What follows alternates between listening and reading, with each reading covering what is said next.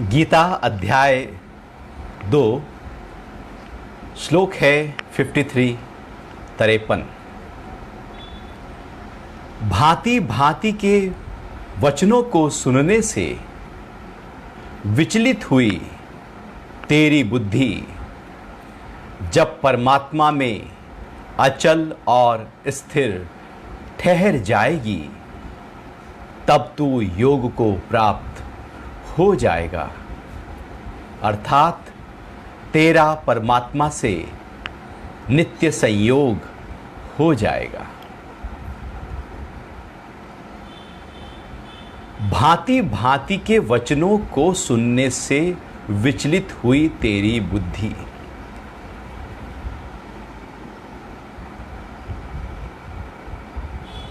हलचल है तो हम अपने स्वरूप का भान कर नहीं सकते, अनुभव कर नहीं सकते।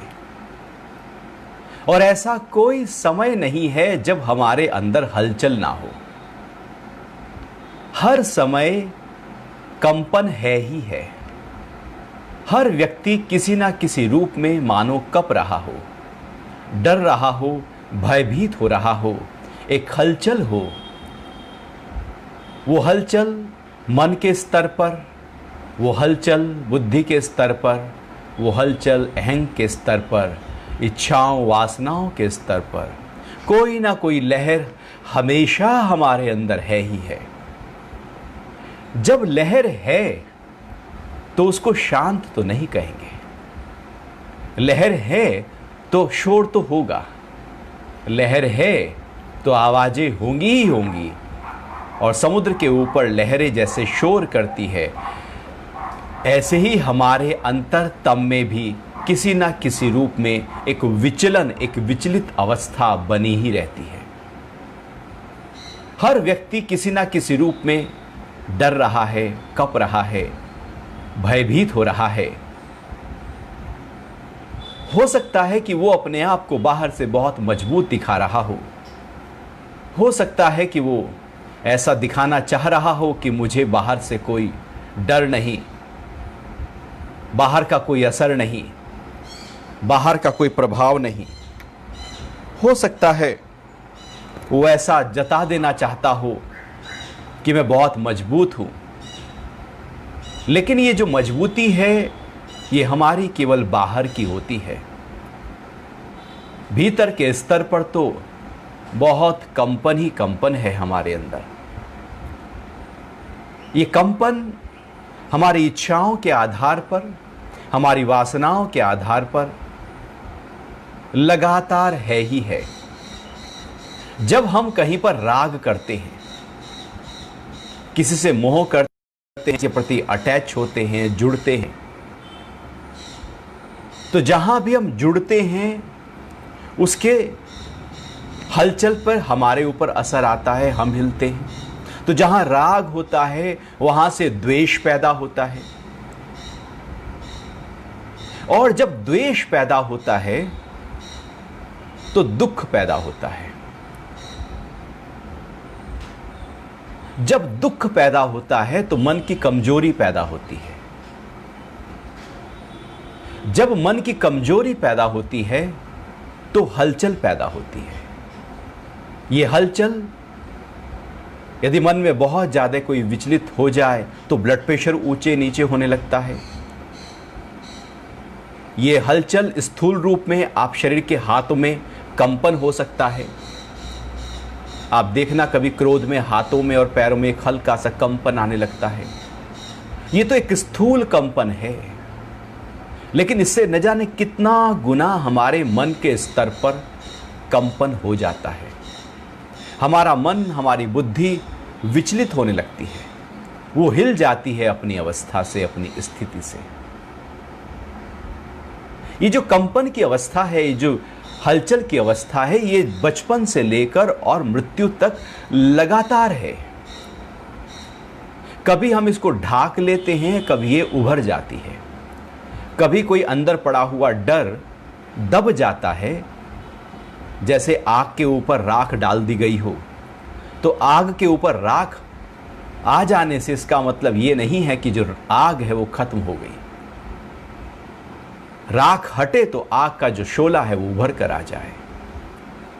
आग है ही है, हमारे अंदर भी कंपन और विचलितता है ही है। ऐसा कोई समय नहीं कि हम पूरी तरह से शांत हों। ये जो आग है हमारे अंदर, ये हमें देखना होगा, इसको आइडेंटिफाई करना होगा कि ये आग क्या है, कि हमारा मन दौड़ कहां रहा है, भाग कहां रहा है, हमारा मन असलियत में चाह क्या रहा है। और जो मन चाहता है वो जो पूरा हो जाता है तो मन अब कुछ और चाहने लगता है, फिर वो पूरा हो जाता है, मन अब कुछ और चाहता है। ये मन लगातार कुछ ना कुछ चाहता हुआ हिल रहा है, हिलता ही जा रहा है।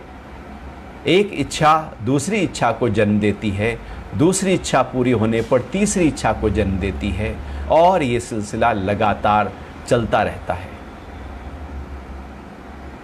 केवल यहां इच्छाएं नहीं है, हमारी वासनाएं हैं, हमारे विकार हैं, और उन विकारों के कारण से पैदा हो रहा डर है। पास्ट के ख्याल दुख और फ्यूचर के ख्याल डरा रहे हैं। किसी ना किसी स्तर पर हलचल है ही है। आप कभी अपने आप को कहें कि मैं 2 मिनट के लिए शांत होकर ध्यान की अवस्था में बैठूं और अपने अंतरतम में उतर जाएं, अपने भीतर की गहराइयों में उतर जाएं, तो आप पाएंगे कि वहां भी हलचल है।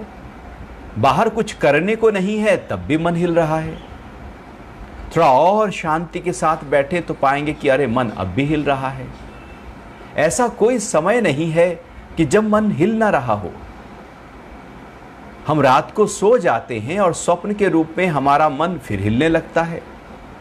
ये हलचल की प्रक्रिया बुद्धि के स्तर पर केवल जब हम सुषुप्ति अवस्था में जाते हैं तो ठहरती है। बाकी तो ये हलचल सूक्ष्म या स्थूल रूप में बनी हुई है। बुद्धि जिस काल में विचलन उसका थम जाए, हलचल थम जाए। अब ये हलचल आई क्यों? क्योंकि हमने बहुत कुछ सुना है बाहर से। वो कह रहे हैं कि भांति भांति के वचनों को सुनने से बहुत कुछ बाहर की चीजें, आप टीवी खोलते हैं, आप न्यूज़ सुनते हैं तो वो जो सुना वो अंदर चलने लगता है। आप कोई मूवी देखते हैं, वो सुना तो वो हलचल अंदर आ जाती है। किसी फ्रेंड से बात कर रहे हैं, उसने कुछ कहा तो वो अंदर आ गया। परिवार में बात कर रहे हैं, उसने कुछ कहा तो अंदर आ गया। तो ऐसे जहाँ से भी हम बातचीत करते हैं, बहुत कुछ सुनने के कारण से हमारे मन में विषय इकट्ठे हो जाते हैं, और उन सुनना जो सुना है हमने उससे हम बहुत ज़्यादा हिलते हैं। कोई थोड़ा सा अपमान कर दे, कोई से प्रकार से बात ना करे, उसके शब्दों में कुछ हलचल हो, तो वो शब्द जो हमने सुने उससे हम हलचल में आ जाएंगे। भला उसने कुछ बोला तो हम क्यों हिले? वो अपनी भाषा को खराब कर रहा है तो हमारे से क्या लेना देना? हम उससे अपने आप को क्यों जोड़ लेते हैं? और जैसे ही जोड़ते हैं वैसे ही फंस जाते हैं। उसने कुछ कहा और मैंने उसको अपने ऊपर आरोपित किया, उसके शब्द को, तो हम हिलने शुरू हो गए। उसने कहा बहुत प्रॉफिट हुआ है, तो हमने अपने ऊपर आरोपित किया, तो प्रॉफिट के कारण से हिले। अब कल को वो कहेगा लॉस हुआ है, तो लॉस के कारण से हिल रहे हैं। तो बाहर जितने भी शब्द बाहर से आ रहे हैं उनसे हम बहुत ज़्यादा हिलते जा रहे हैं। और आपने भी देखा होगा कि 20 साल पहले यदि किसी ने कोई अपशब्द कहा हो तो वो शायद अब भी मन में कहीं ना कहीं किसी ना किसी रूप में लहर के रूप में दौड़ने लगता है। वो शब्द याद रह जाता है चूंकि सुना था। और ऐसा नहीं कि हमारे कान ही सुनते हैं, हमारी आंखें जो देख रही हैं एक्चुअली वो आंखें भी सुन रही हैं, हमारी नाक भी सुन रही है। जो चीज बाहर से अंदर की तरफ चली जाए वो ही समझो कि सुना गया है। तो हमने इंद्रियों के माध्यम से बाहर से बहुत कुछ अंदर इकट्ठा किया है और जितना भी इकट्ठा हुआ है उन सब ने मुझे हिलाया ही है। बड़ाई के रूप में हो, बुराई के रूप में हो, लाभ के रूप में हो, हानि के रूप में हो, मान के रूप में हो, अपमान के रूप में, हिलाया ही है। आज तक बाहर के किसी भी शब्द ने आपके भीतर की शांति को बढ़ाया नहीं होगा। केवल ज्ञान के जो शब्द हैं वो शब्द नहीं, वो अनुभव होता है। अज्ञान अर्थात जो वर्ल्डली नॉलेज है वो कभी भी शांत स्वरूप में टिका नहीं सकती। वो हमेशा बुद्धि को विचलित करेगी, हिलाएगी, परेशान करेगी और जहां हम हैं वहां से हमें नीचे ही लेकर आएगी। इसलिए बाहर के भांति भांति के अलग अलग प्रकार के अलग अलग व्यक्तियों से जो भी शब्द हमने सुने हैं, चाहे वो साक्षात एकदम प्रत्यक्ष सुने हो या परोक्ष सुने हो, किसी ने कुछ कहा हमारे लिए, अब दूसरे ने वो मैसेज को मेरे तक पहुंचाया, तो किसी ना किसी रूप में जब हम बाहर से कुछ इकट्ठा करते हैं अंदर, तो हलचल आती है। हलचल अंदर से नहीं आती, हलचल बाहर से आती है। इसलिए पहले समय में एक ऐसी जगह पर जाकर गुफा बना ली जाती थी कि बाहर से कोई हलचल ना आए, कि एक शांत है, कोई और भी नहीं, कोई जनसंघ का परित्याग किया है, बाहर से कुछ आ नहीं रहा है। तो बाहर से जब कुछ न आ रहा हो, कोई भी दृश्य, कोई भी शब्द, तो स्थिरता शीघ्रता में बदल जाती है, बहुत शीघ्र स्थिर हो जाती है। मान लो आप कभी घूमने के तौर पर या तीर्थाटन के रूप में बद्रीनाथ गए हों, केदारनाथ गए हों या पहाड़ पर कहीं गए हों, तो वहाँ जाते ही जैसे ही आप खुलापन दूर दूर तक देखते हैं, एकदम शांति का अनुभव होने लगता है। एक वाव फीलिंग अंदर से आ जाती है, जबकि वहाँ कोई शब्द नहीं, शब्दों में वाव फीलिंग नहीं, शांति में वाव फीलिंग है। वो अंदर की जो शांति है जब बाहर की शांति के साथ एकाकार करती है तो जी करता है कि यही रह जाए, क्योंकि वहां बाहर की विषय जो हैं, जो हमारे ऊपर आक्रमण कर रहे हैं, आघात कर रहे हैं, प्रहार कर रहे हैं और हमारी शांति को हमेशा ऐसे ही हिला रहे हैं जैसे शांत तालाब में हम कंकड़ फेंके। तो शांत तालाब है, कंकड़ फेंका गया, तरंगे उठी, फिर कंकड़ आया, तरंगे उठी, अलग अलग जगह पर कंकड़ फेंको तो पूरे तालाब में आप पाएंगे कि हलचल है और लगातार कंकड़ से फिर वो हलचल बनी रहती है। हमारे अंदर भी हम देखें तो कभी मन के ख्यालों से मन हिल रहा है, बुद्धि से हिल रहा है, अहंकार से हिल रहा है, अंदर से वासनाएं उठ रही हैं उससे हिल रहा है। तो बहुत प्रकार की कंकड़ हमारे शांत स्वरूप के ऊपर फेंकी जा रही है, कुछ फेंकी जा रही हैं, कुछ हम उसका आवाहन कर रहे हैं, हम बुला रहे हैं। जैसे हम शांत बैठे थे और चलो हमने कहा अरे खाली तो हैं ही, चलो बात ही कर लो किसी से, तो हमने फ़ोन उठाया, बात करनी शुरू की। अब शब्द वहाँ से आने शुरू हुए और जैसे शब्द आने शुरू हुए, फ़ोन रखने के बाद आप बैठकर देखना कि आपका जो चित्त था वो शांति से बढ़ गया या शांति उसकी जो फ़ोन करने से पहले थी वो घट गया। शब्द जितने आते जाएंगे, आप न्यूज़ सुनना शुरू करो, देखो कि हमारी जो शांति थी वो और ख़त्म हो रही है। बाहर के शब्द, बाहर से प्रकृति का एक आक्रमण हो रहा है हमारी शांति के ऊपर, क्योंकि वो हमें हिला रही है। और ये लगातार भांति भांति के वचनों से, शब्दों से हमारा चित्त हमेशा हलचल में, तरंग में बना रहता है। तो ये स्थिति, ये अवस्था कभी भी शांत नहीं होती, इसलिए हम ध्यान में उतरते हैं।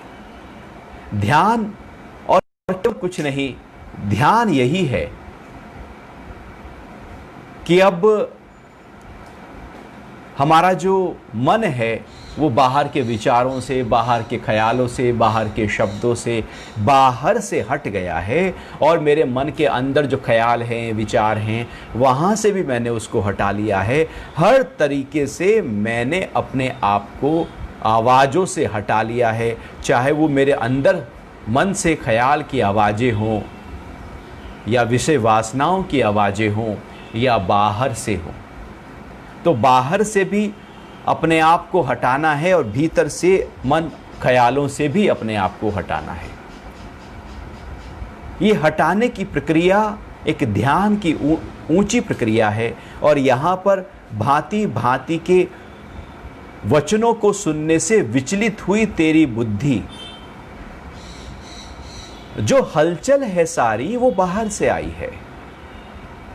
जहां हमें लगता है कि यहां तो बहुत शांति है, अरे दोस्त से बात कर लें, फ्रेंड से बात कर लें, रिश्तेदारी में बात कर लें, उससे हम हिल रहे हैं ना कि शांत हो रहे हैं। जनसंग हमारी स्थिति को और ज्यादा हिलाने की प्रक्रिया है।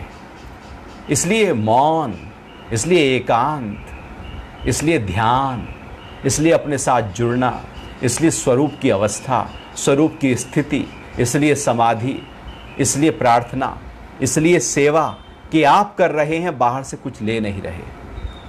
इसलिए ये सारी अभ्यास, सारी साधनाएं, जहां पर मेरा अहंकार पोषित ना हो रहा हो, पोषित ना हो रहा हो, नहीं तो हमारे सारे कृत्य हम अपने अहंकार को ही मोटा किए जा रहे हैं। हम अपनी इच्छाओं और वासनाओं को ही और बल दिए जा रहे हैं, तो बुद्धि में तो हलचल रहेगी ही रहेगी। बुद्धि में हलचल, हमें ऐसा लगता है कि बाहर से यदि हम दृढ़ हैं तो हम शायद अंदर से भी दृढ़ हैं। हम बाहर से मजबूत हैं तो अंदर से भी मजबूत हैं। बाहर से अपने आप को ऐसे मिलिट्री की तरह दिखाते हैं तो अंदर से भी शायद हम उसी दृढ़ता के साथ हैं। ऐसा नहीं है। जो व्यक्ति बाहर से बहुत ज़्यादा अपने आप को दृढ़ दिखाता है, अंदर से उतना ही ज़्यादा वो कमज़ोर होता है। इसलिए वो दृढ़ता दिखा रहा है, इसलिए वो उसके ऊपर एक पॉलिश कर रहा है।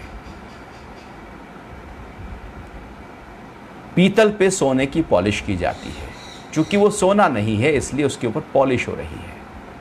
जो वो नहीं है उसी को ढाकने के लिए पॉलिश की जाती है। जो वो बनना चाहता है वो बाहर दिखाता है और जो वो है वो छुपा लिया जाता है।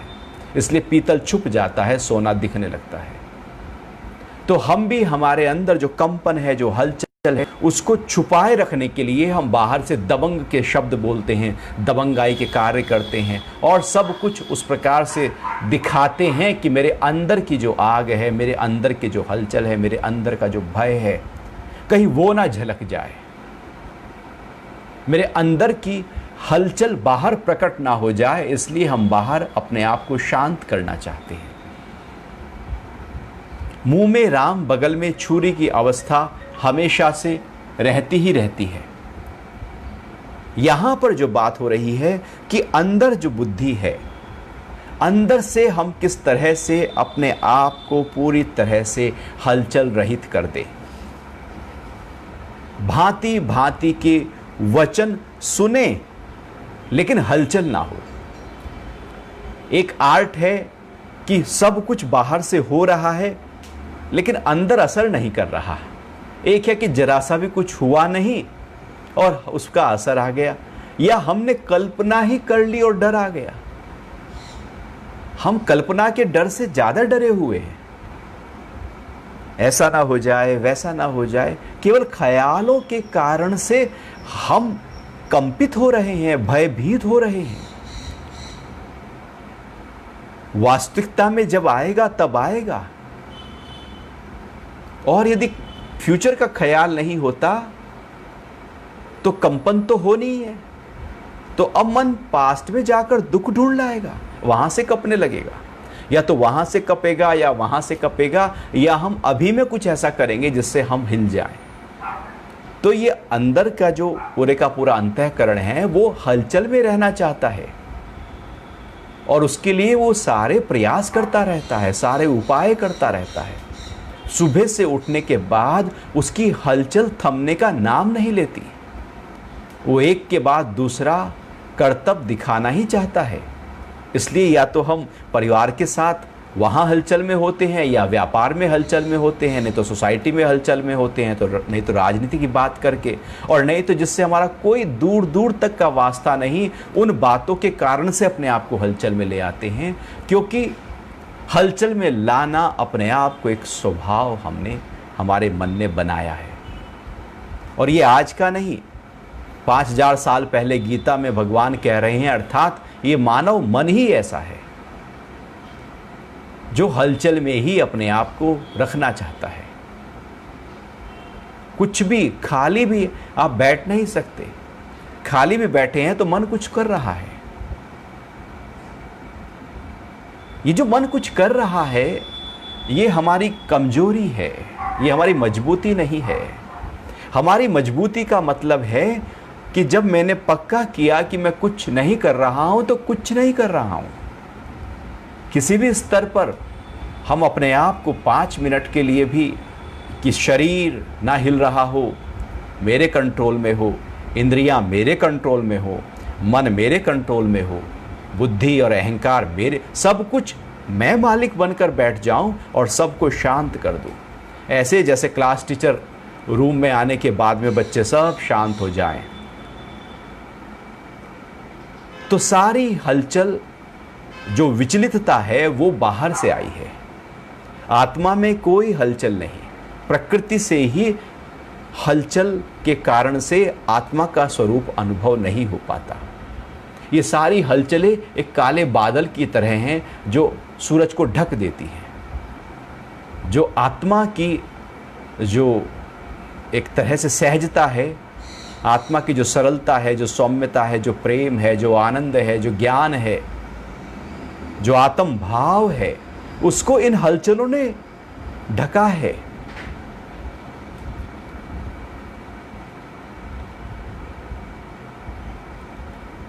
हलचल ऐसे ही है कि जैसे आपने हरिद्वार कभी गए हो तो वहां पर वो कॉइन निकालते हैं ना गंगा में, तो उस और ऊपर गंगा के हिल रही हैं, तो जो लहरें हिल रही हैं,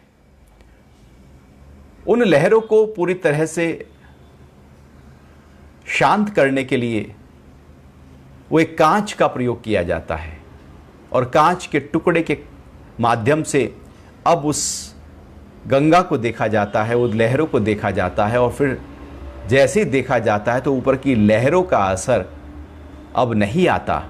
अब सीधा तौर पर हम जो नीचे बिल्कुल गहरे में नीचे जो कॉइन्स हैं, जो भी कुछ है, वो एकदम दिखाई देने लगता है।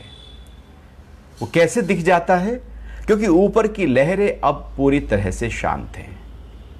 ये ऊपर की लहरें जब शांत हो जाएं तो हम अपने अंतरतम को अनुभव कर सकते हैं। अपने अंतरतम को अनुभव करने के लिए,